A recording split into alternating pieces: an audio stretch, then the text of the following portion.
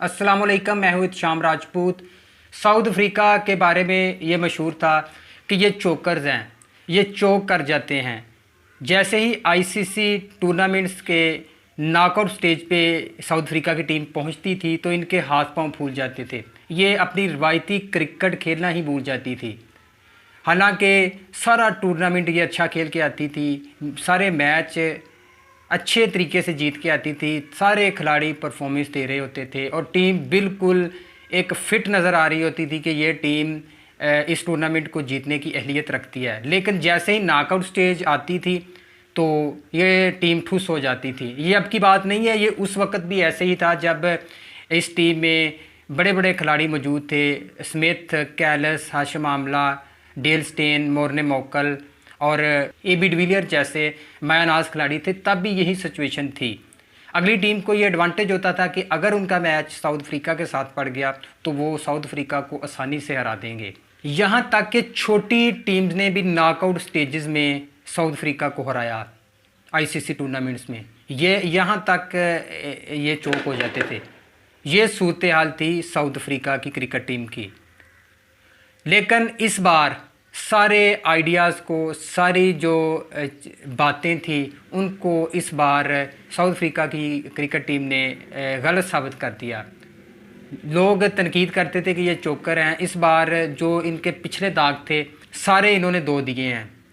अब south Africa की team सिर्फ एक कदम दूरी पर है और यही तवक्को की जा रही है कि साउथ अफ्रीका की टीम ये वर्ल्ड कप जीतेगी, क्योंकि जिस तरह की परफॉर्मेंस उसने सेमीफाइनल में दिखाई है, एक तरफा मुकाबले के बाद वो जीती है और अब उसके खिलाड़ियों में एतमाद पैदा हुआ होगा और जो उन पर एक टैग था कि वो चोकर्स हैं, वो जीत नहीं सकते नॉकआउट स्टेजेस, अब वो जो उनका जो खौफ था वो भी ख़त्म हो गया होगा। अब टीम में एक जान आ चुकी होगी और यही तवक्को है कि अब वो फाइनल में भी अच्छी कारकर्दगी दिखाएंगे और फाइनल भी जीतेंगे। जबकि दूसरी तरफ अफ़गानिस्तान की टीम, उसके साथ क्या हो गया? जो इतनी अच्छी क्रिकेट खेलकर सेमीफाइनल तक पहुंची है तो अचानक वो टीम ठुस हो गई। ऐसे महसूस हो रहा था जैसे गुब्बारे में हवा भरी हो और जब वो हवा निकल जाए तो गुब्बारा ठुस होकर ज़मीन पर गिर जाता है। ऐसी सिचुएशन थी आज अफ़गानिस्तान की। बहुत मायूसकुन कारकर्दगी है। हालांकि अफ़गानिस्तान ने टॉस भी खुद जीती और सारी टीम 57 स्कोर पर आउट होगी। किसी एक खिलाड़ी ने भी मज़ामत नहीं की, कोई बल्लेबाज क्रीज़ पर टिक ना सका। तो बॉलर ने क्या कारकर्दगी दिखानी थी जब बैटिंग में ही सिर्फ 57 रन थे, तो किस तरह से उस 57 रन को डिफेंड किया जा सकता था। जब से अफ़गानिस्तान की क्रिकेट टीम इंटरनेशनल मुकाबलों में आई है तो कभी भी बड़ी टीम के ख़िलाफ़ उसने इस तरह की गंदी परफॉर्मेंस नहीं दिखाई जो आज उनकी परफॉर्मेंस थी। ये तो एक बड़ी एजाज़ के बाद थी कि वो इतने बड़े इवेंट का सेमीफाइनल खेल रही है और जो टॉप की 4 टीमें हैं उनमें अफ़गानिस्तान है, भारत, इंग्लैंड, साउथ अफ्रीका के साथ अफ़गानिस्तान है। लेकिन आज की उनकी कारकर्दगी से तो ऐसा महसूस हो रहा था जैसे वो बहुत ही क्रिकेट से पीछे हैं। आज ऐसा महसूस हो रहा था कि अगर इस जगह पर अमेरिका की टीम होती तो उसने भी साउथ अफ्रीका को टफ़ टाइम देना था, कुछ ना कुछ मज़ामत दिखानी थी।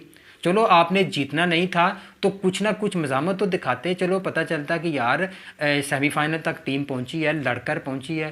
तो ये तो बड़ी ही एक कह लें कि मायूसकुन कारकर्दगी है अफ़गानिस्तान की कि इतनी अच्छी कारकर्दगी दिखाकर आई है और आज बिल्कुल हर शोबे में ज़ीरो थी।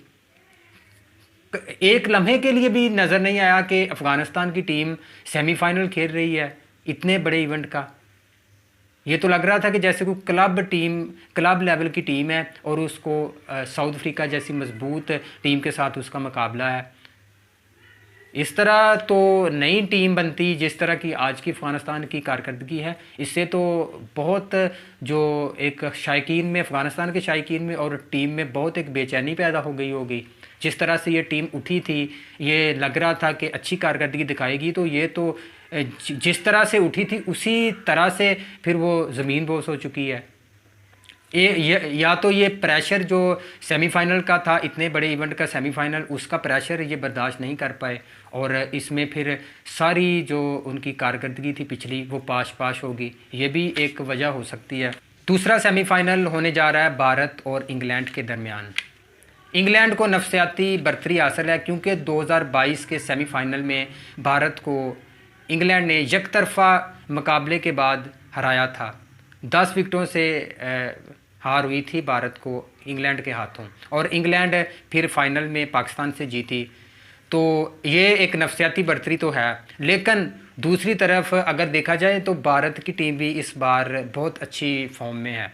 जिस तरह से जो पिछला मैच था ऑस्ट्रेलिया से जीती, 205 रन तो भारत ने बना लिए थे, लेकिन जिस तरह से ऑस्ट्रेलिया ने उस हदफ का ताक़ब किया तो एक लम्हे पर तो ऐसा लग रहा था कि जो ऑस्ट्रेलिया है वो 15-16 ओवर में ही मैच ख़त्म कर देगी, लेकिन जिस तरह से बॉलिंग ने कम बैक किया भारत की और फील्डरों ने भरपूर साथ दिया, तो अब दूसरी तरफ भारत के भी जो मोराल है वो बहुत हाई होगा कि वो बहुत अच्छी क्रिकेट खेल रही है। बैटिंग में थोड़ा बहुत उनके अभी भी फॉल्ट है, जो विराट कोहली है वो नहीं परफॉर्म कर रहे और उनका मिडिल ऑर्डर क्लिक नहीं कर रहा, लेकिन अगर ओवरऑल देखा जाए तो इस बार जो 2022 में हुआ था वो इस बार रिपीट नहीं होगा। इस बार दोनों टीमों के दरमियान बड़ा टफ मुकाबला होगा। अगर भारत आज इंग्लैंड से जीत भी जाती है तो मेरी ये प्रेडिक्शन है कि ये साउथ अफ्रीका से मैच हार जाएगी, क्योंकि साउथ अफ्रीका जिस तरह से इन पर एक दाग था चोकर का, उसको धोकर फाइनल तक पहुंची है। तो मेरी ये प्रेडिक्शन है कि इस बार कोई भी टीम उनके मुकाबले में आ जाए, भारत या इंग्लैंड, साउथ अफ्रीका उसको ज़ेर कर देगी।